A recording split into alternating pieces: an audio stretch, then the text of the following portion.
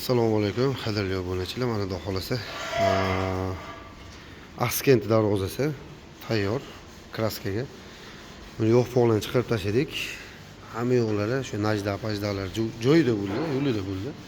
Bizdan chiqqan darvozalar po'sqaloq bo'lib o'tmaydi, ko'chmaydi. Sababi o'zimiz ustamiz, bu narsani o'zimiz qilamiz. Yo'ldan o'zimiz tayyorlaymiz buni. Hozir kraskasini o'zimiz yapyapman inshaalloh.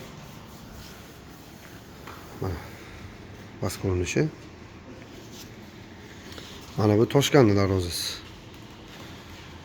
Toshkentga shaharchiga o'rnaydi. Shaharchi darvozasi.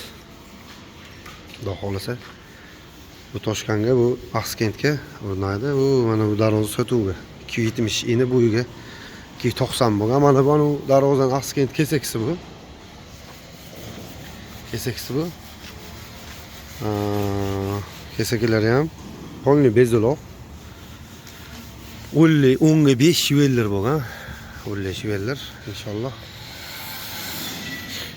Mana cho'tki holatda bo'lyapti. Mana bu yerda tayyor darvozalarimiz, mana bu yerda esa Cho'rtog' darvozasi bu.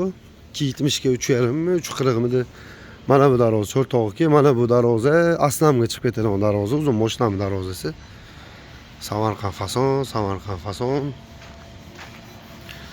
Xudo xolasa mana bu darvoza Pasroston darvozasi jilolanyapti. Xudo xolasa shogirdlar sodir ishlashyapti. Mana bu Farg'ona darvozasi, xudo xolasa orqa taraf. Orqa ko'rinishi 2 lis, 2 lis. Original variant. Mana bu Pasroston kichkina kelib kuzatishni davom etingizlar. Xudo xolasa Abdulhay darvozalar xizmatiga sog' bo'linglar, charchamanglar.